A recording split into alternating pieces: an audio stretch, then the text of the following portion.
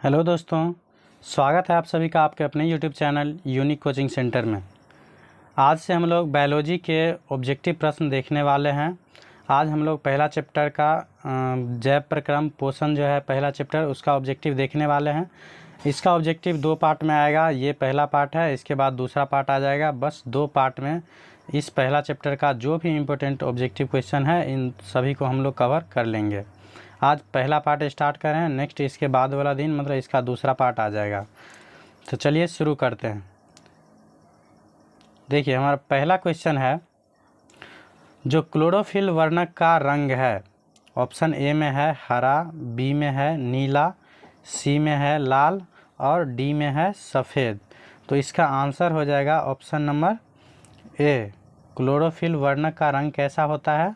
तो हरा होता है, क्योंकि इसी क्लोरोफिल वर्णक के कारण पेड़ पौधे के पत्ती का रंग हरा होता है।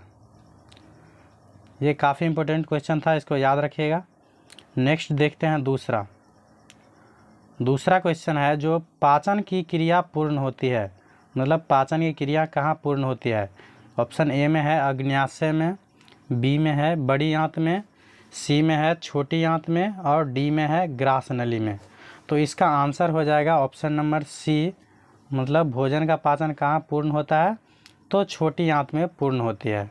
पाचन की क्रिया प्रारंभ कहाँ से होती है? तो इसका आंसर होगा मुख गुहा से, मतलब मुंह से।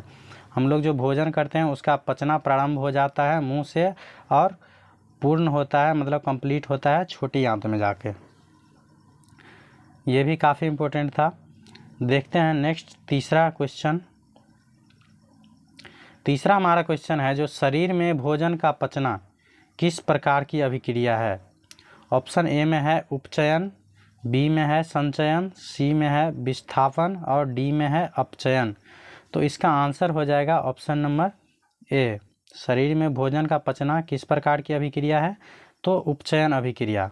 उपचयन अभिक्रिया को ही हम लोग ऑक्सीकरण अभिक्रिया कहा जाता है। तो अगर जहाँ ऑप्शन में उपचयन अभिक्रिया न रहे तो वहाँ क्या हो जाएगा ऑप्शन में? ऑक्सीकरण अभिक्रिया। नेक्स्ट देखते हैं चौथा क्वेश्चन। देखिए, जो छोटी आंत की दीवार में पाई जाने वाली ग्रंथियों के स्राव को क्या कहते हैं? मतलब छोटी आंत की दीवार में जो ग्रंथियां पाई जाती है उससे निकलने वाला जो स्राव होता है उसको हम लोग क्या कहते हैं? तो ऑप्शन ए में है आंत्ररस, बी में है सक्स एंटेरिक्स, सी में है जठर रस और डी में है ए एवं बी दोनों। तो इसका आंसर हो जाएगा ए एवं बी दोनों, मतलब डी। छोटी आंत की दीवार में जो ग्रंथियां पाई जाती है उससे निकलने वाला रस को क्या कहते हैं? आंत्ररस या सक्स एंटेरिक्स। नेक्स्ट है हमारा पांचवा क्वेश्चन है, जो देखिए, जो दंत अस्थि क्षय का कारण है, ऑप्शन ए में है मीठी चीज का खाना, बी में है दांतों की सफाई न करना और सी में है बैक्टीरिया द्वारा अम्ल का निर्माण और डी में है इनमें से सभी। तो इसका आंसर हो जाएगा ऑप्शन नंबर डी, मतलब दंत अस्थि क्षय का कारण क्या हो जाएगा? तो ये तीनों हो जाएगा। मीठी चीज़ भी खाने से दांत में क्या होता है? बैक्टीरिया लग जाता है। दूसरा है जो दांत की सफाई न करने पर भी हमारा दांत अस्थि क्षय होने लगता है। तीसरा है जो बैक्टीरिया द्वारा जो अम्ल का निर्माण होता है उसके कारण भी हम लोगों का दंत अस्थि क्षय का मतलब क्षय होने लगता है। नेक्स्ट है 6 नंबर क्वेश्चन, जो कवक में पोषण की कौन सी विधि पाई जाती है? तो कवक में पोषण की कौन सी विधि पाई जाती है? ऑप्शन ए में है स्वपोषी, बी में है मृतजीवी, सी में है संभोजी और डी में है कोई नहीं। तो इसका आंसर हो जाएगा ऑप्शन नंबर बी। कवक में पोषण की कौन सी विधि होती है? तो मृतजीवी। मृतजीवी पोषण किसे कहते हैं? तो जिसमें जीव अपना भोजन मृत या सड़ी गली वस्तुओं से प्राप्त करता है उसे हम लोग मृतजीवी कहते हैं। तो कवक भी एक ऐसा ही प्राणी है जो अपना पोषण किस विधि से प्राप्त करता है? मृतजीवी से।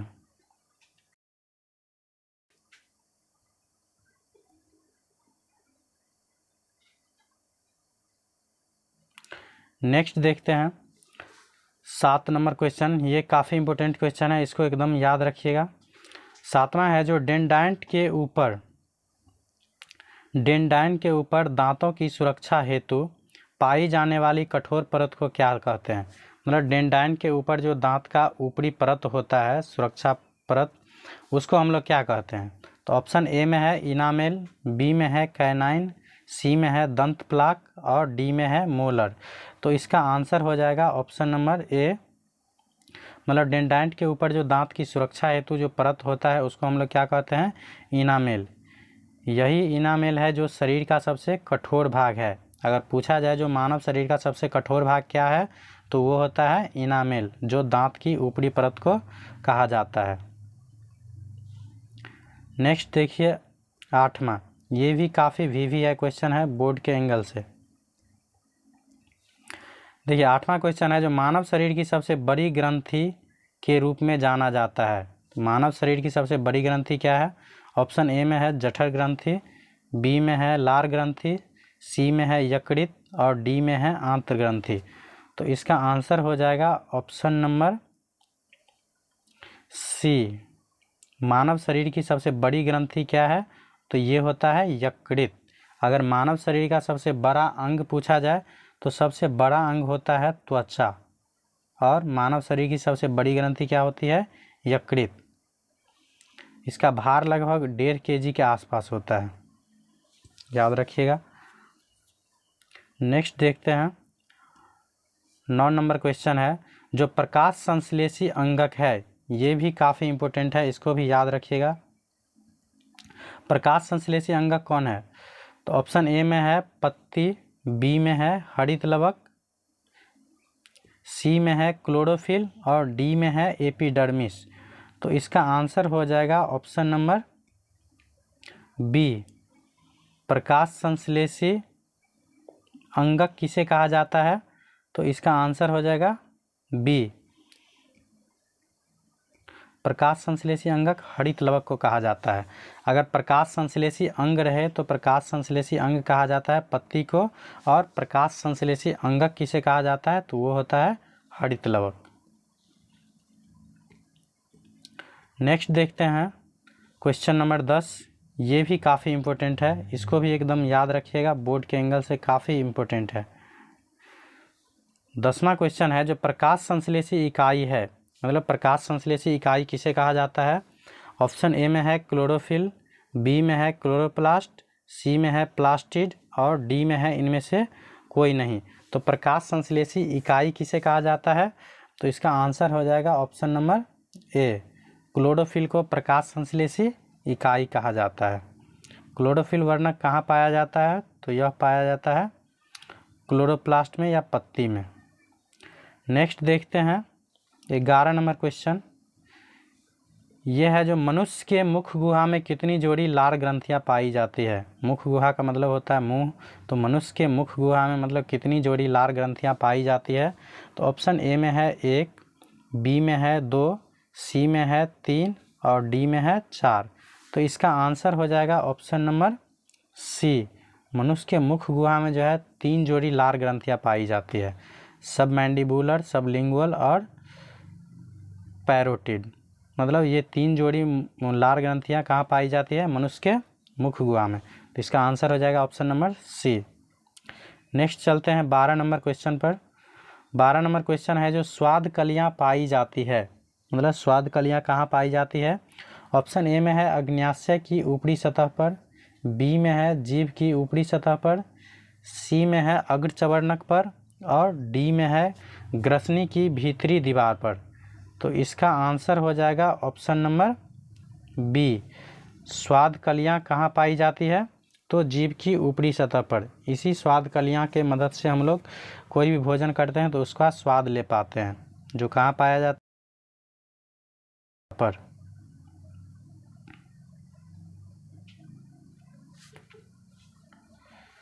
नेक्स्ट देखते हैं 13 नंबर क्वेश्चन। देखिए 13 नंबर क्वेश्चन भी काफ़ी इम्पोर्टेंट है, एकदम वीवीआई बोर्ड के एंगल से, इसको याद रखिएगा काफ़ी। 13वां क्वेश्चन है, निम्नलिखित में किसे प्रकाश संश्लेषी अंग कहा जाता है? इससे पहले हालांकि मैंने पिछला क्वेश्चन में जिक्र किया था, जो प्रकाश संश्लेषी अंग किसे कहा जाता है। तो प्रकाश संश्लेषी अंग किसे कहा जाता है? ऑप्शन ए में है हरित लवक, बी में है पत्ती, सी में है स्टोमाटा और डी में है जड़।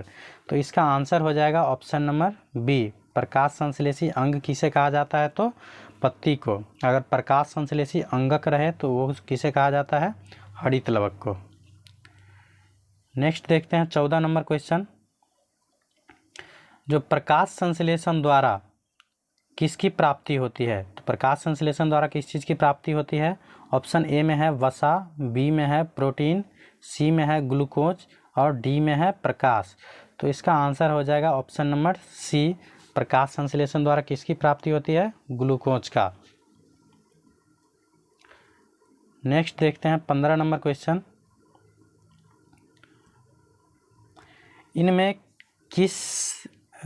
इनमें कौन सी रचना द्वारा अमीबा में भोजन का अंतर्ग्रहण होता है, ये भी काफ़ी इम्पोर्टेंट है। जो किस रचना के द्वारा अमीबा में भोजन का अंतर्ग्रहण होता है। ऑप्शन ए में है कूटपाद, बी में है सीलिया, सी में है भोजन रसदानी और डी में है पिनोसाइट। तो इसका आंसर हो जाएगा ऑप्शन नंबर ए, मतलब अमीबा जो है ना कूटपाद के द्वारा भोजन का अंतर्ग्रहण करता है। अगर पूछा जाए अमीबा में भोजन का पाचन कहाँ होता है, तो इसका आंसर हो जाएगा भोजन रसधानी में, लेकिन भोजन का अंतर्ग्रहण किस अंग के द्वारा करता है, तो वो होता है कूटपाद। ये भी काफ़ी इम्पोर्टेंट था। नेक्स्ट देखते हैं 16 नंबर क्वेश्चन। जो इनमें निम्नलिखित में किस छिद्र द्वारा ग्रसनी ग्रास नली से जुड़ी होती है। तो ऑप्शन ए में है निगल द्वार, बी में है कंठ द्वार, सी में है मल द्वार और डी में है इनमें से कोई नहीं। तो इसका आंसर हो जाएगा ऑप्शन नंबर ए, ग्रसनी जो है ग्रास नली से किसके द्वारा जुड़ा होता है, तो निगल द्वार के द्वारा। नेक्स्ट देखते हैं 17 नंबर क्वेश्चन। 17 नंबर क्वेश्चन है जो ग्रहणी भाग है, मतलब ग्रहणी किसका एक भाग है।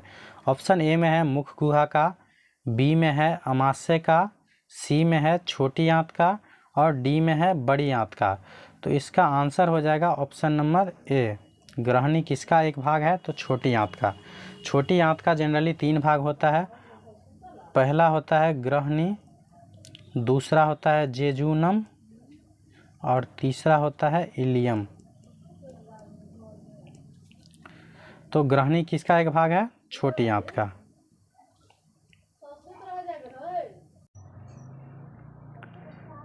चलिए नेक्स्ट क्वेश्चन है, देखिए नेक्स्ट है 18 नंबर क्वेश्चन। जो अमाशय के अग्रभाग को कहते हैं। ऑप्शन ए में है पाइलोरिक, बी में है फुंडिक, सी में है कार्डियक और डी में है एपिग्लेटिक्स। तो इसका आंसर हो जाएगा ऑप्शन नंबर सी, अमाशय के अग्रभाग को क्या कहते हैं, तो कार्डियक। अमाशय के 3 भाग होता है, पहला कार्डियक, दूसरा पाइलोरिक और तीसरा फुंडिक। तो कार्डियक अग्रभाग को कहा जाता है, मध्य भाग को पाइलोरिक और लास्ट वाला भाग को कहा जाता है फुंडिक। नेक्स्ट है 19 नंबर क्वेश्चन। जो स्वपोषी पोषण के लिए आवश्यक है, ये भी काफ़ी इम्पोर्टेंट है बोर्ड के एंगल से, इसको भी याद रखिएगा, एकदम VVI क्वेश्चन है। जो स्वपोषी पोषण के लिए आवश्यक है, मतलब स्वपोषी भोजन के लिए क्या क्या आवश्यक है। ऑप्शन ए में है क्लोरोफिल, बी में है CO2 तथा जल, सी में है सूर्य का प्रकाश और डी में है उपरोक्त सभी। तो इसका आंसर हो जाएगा उपरोक्त सभी। स्वपोषी भोजन के लिए क्या क्या आवश्यक है, तो इसका आंसर हो जाएगा क्लोरोफिल, सूर्य का प्रकाश, कार्बन डाइऑक्साइड और जल। स्वपोषी के अंतर्गत कौन सा आता है, तो सभी हरे पेड़ पौधे। नेक्स्ट देखते हैं आज का लास्ट क्वेश्चन, 20 नंबर प्रश्न है। जो प्रकाश संश्लेषण होता है, ऑप्शन ए में है रात में, बी में है दिन में, सी में है रात दिन और डी में है सुबह शाम। तो इसका आंसर हो जाएगा ऑप्शन नंबर बी, प्रकाश संश्लेषण कब होता है, तो इसका आंसर हो जाएगा ऑप्शन नंबर बी, दिन में, क्योंकि प्रकाश संश्लेषण के लिए सूर्य का प्रकाश आवश्यक होता है।